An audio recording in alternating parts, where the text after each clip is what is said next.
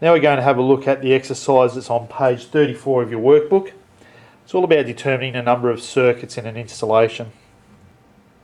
This particular installation is a house, and our primary reference will be table C9.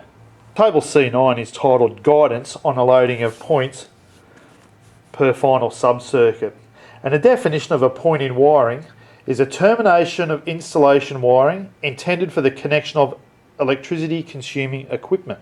For example, on a lighting circuit where we would use a 1.5mm cable with a 10 amp circuit protective device, the contribution of each point in amps would be 0.5. Therefore, on a 10 amp circuit, we would divide that by 0.5 to give us 20 points, so 20 lighting points. We'll just go back to our exercise now and we'll see that the first load listed is lights. And there's 32 of them.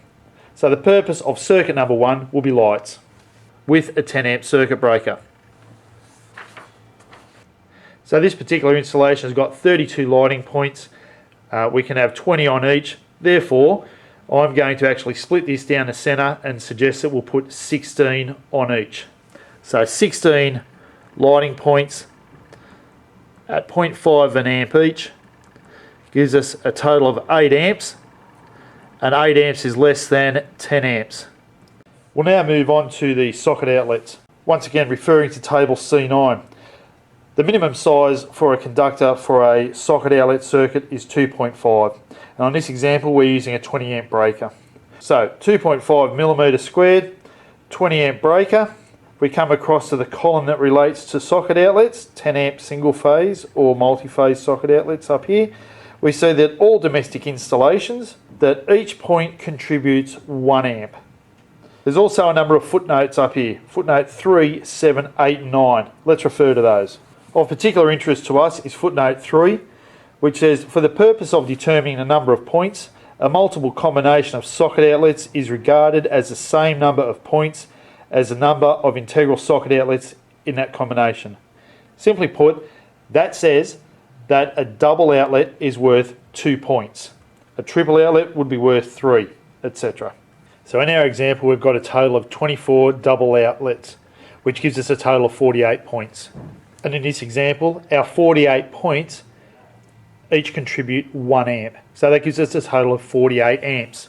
With our contribution of 48 amps to be divided by a 20 amp breaker, we'd work out that there would be 2.4 circuits. Therefore, we'd allocate 3 circuits. And because we started off with 48 points, we're going to evenly distribute them across those 3 circuits, which will give us a total of 16 points per circuit. Next on the list of circuits is a 25 amp air conditioner. This will be supplied by a 25 amp circuit breaker.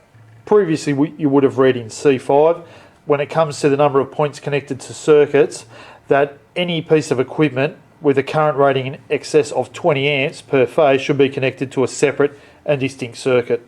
The air conditioner, with its 25 amp circuit, will be placed by itself, the number of points on that circuit being 1.